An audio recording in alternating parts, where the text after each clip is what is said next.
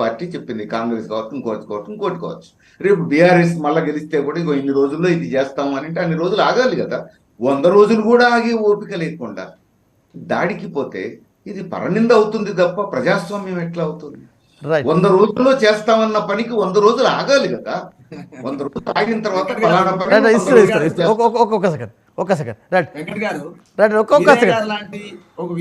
లాంటి ఒక సామాజికవేత్త, ఒక అన్ని రకాల ఆ ప్రజాస్వామ్యంలో చాలా రాజకీయాలు చేసినటువంటి నాయకుడు మాట్లాడాల్సినటువంటి అంశం ఏదైతుందో, సార్ మేము బీఆర్ఎస్ పార్టీగా కాంగ్రెస్ పార్టీని మేము అడగట్లేము, వారిగా డెడ్ లైన్ పెట్టుకుని వీరయ్య గారు డిసెంబర్ 9వ తారీఖు రోజు సోనియా గాంధీ జన్మదినం రోజు మేము కేబినెట్ కూర్పు కాగానే వెంటనే మొదటి సంతకం రుణమాఫీ మీద పెడతానన్నారు సార్.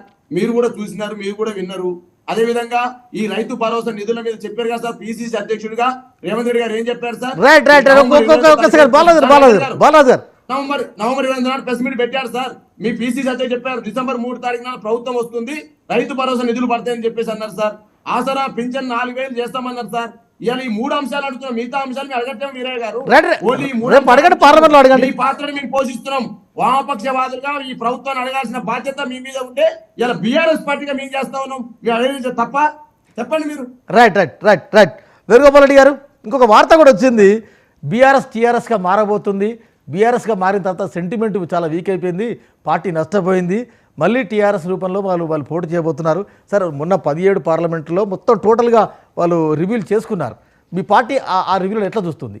ఆ పార్టీ రివ్యూలో పార్టీ అంతర్గత విషయం అండి అది ఇప్పుడు. ఎందుకంటే ఆ పార్టీలో తెలంగాణ అనే ఒక ఏదైతే లోకల్ నెరేటివ్ను తీసేసి వాళ్ళు ఒక నేషనల్ నెరేటివ్ డెవలప్ చేసుకున్నందుకు పెట్టుకున్నది ఆ రోజు నాడే చాలా మంది వాళ్ళ పార్టీని వ్యతిరేకించారు. మీతో పోటీ పడరండి,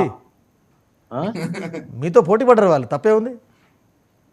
నేను దాన్ని తప్పంటలేనండి, మీరు అడిగిందని జవాబు చెప్తున్నా. నేను తప్ప డిసైడ్ చేస్తున్నా. ఆ పార్టీ చేసిన దాన్ని నేను తప్ప ఒప్పని డిసైడ్ చేస్తాను. నేను ఎవరైతే పరిణామాలు ఎవరు చేసుకునే వాళ్ళకే ఉంటాయి, ఎవరి వాళ్ళకే ఉంటుంది, మాకైనా వాళ్ళకైనా.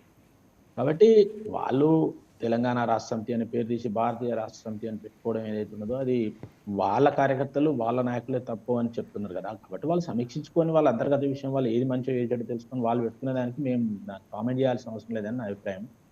ఒకటి. రెండోది, ఓడిపోవడం అంటే బీజేపీ బీఆర్ఎస్ ఒకటే అని ప్రచారం చేయడం రాజకీయాలు చేస్తారు. అది రకరకాలు చేసింది. ఏది చేసినా కూడా ఇప్పుడు కాంగ్రెస్ విషయం వచ్చినప్పుడు కాంగ్రెస్ని ఇప్పుడే వచ్చింది కాబట్టి ఇప్పుడే విమర్శించాలని నేను కూడా ఇప్పుడు కాంగ్రెస్ వచ్చిన కానీ ఎప్పుడు మాట్లాడలేదు. కానీ కాంగ్రెస్ ఏదో 6 గ్యారంటీలు ఇస్తా అంటే ఓటేసింది ఏం లేదు. ఏది బీఆర్ఎస్ మీద ఉన్న వ్యతిరేకత ఎన్క్యాచ్ చేస్తున్నది కాంగ్రెస్ మేము చేసుకోలేకపోయినాం. మేము బీఆర్ఎస్ ఒకటి అనేది కొంత ప్రజలు నమ్మిండ్రు. దానివల్ల జరిగింది ఏంది, కాంగ్రెస్ ప్లస్ అయింది, కాంగ్రెస్ గెలిచింది. కాంగ్రెస్ ఈ 6 గ్యారంటీలు ఏం చెప్పేది ఏంటంటే సరే ఒకటి చిన్నగా బస్ ఫ్రీ అట్లాంటివి కావచ్చు, కానీ మెయిన్ వాళ్ళు ఇచ్చిన హామీలు కూడా వాళ్ళు అమలు చేయలేదు. ఒకవేళ అమలు చేస్తే ఏమైనా కట్ చేయాల్సి ఉంటుంది, ట్యాక్సీలు పెంచాల్సి ఉంటుంది. ఎందుకంటే ఉన్న బడ్జెట్ మనకు తెలుసు, సంవత్సరానికి 1,20,000 కోట్లు ఇవ్వడం అంటే మామూలు విషయం కాదు. అయితే దాని విమర్శ కొరకు నేను మాట్లాడడం లేదు. దీనికి కూడా కొంత ప్రజలలో మళ్ళీ కొన్ని రోజులు గడవాలి, మళ్ళీ ప్రజలకు అర్థం కావాలి, అప్పుడు దానికి సంబంధించిన అంశాలు స్టార్ట్ అయ్యాయి. కాబట్టి దాని కొరకు కూడా మనం వెయిట్ చేయాలి. ఇది 5 years టర్మ్ కాబట్టి 5 years దాకా మనం వెయిట్ చేయాల్సి ఇది. కాబట్టి ఇవన్నీ ఏంటంటే ఇవన్నీ మంచిగా చెడ్డయా అని సమీక్షలకు వెళ్తే చాలా విషయాలు మాట్లాడుకోవాల్సి ఉంటుంది, కానీ ఇక ఒకరికోలు ఏళ్ళు చూపించుకోవాల్సి ఉంటుంది అంతే మాట్లాడడం. కానీ అలా ఈ 6 గ్యారెంటీలు అమలు అవ్వడం కూడా కష్టంతో కూడుకున్న పని, ఫైనాన్స్తో కూడుకున్న పని. ఎన్నికల ఆపదకు ఏదో ఒకటి పెట్టుకుంటారు, ఏదో ఒకటి అయితే మీరే టైం అవుతుంది. ఒక్క సెకండ్ కంప్లీట్ చేయండి ప్లీజ్. ఏం చేసేది 9వ తేదీ ఫలాంది చేస్తామన్నారు, చేయలేదు అనడాన్ని ఎవరు తప్పుపట్టరు. కానీ 6 నెలల్లో ఈ ప్రభుత్వం ఉండదు, 6 నెలల్లోనే ఈ ప్రభుత్వం దిగిపోద్ది అని చెప్పడం కదా. అనలే సార్, మేము అనలే. మీరు కాదు, బీఆర్ఎస్ గురించి చెప్తారు. తొందర ఎక్కువ ఉన్నది. ఎందుకంటే బీఆర్ఎస్ నాయకులు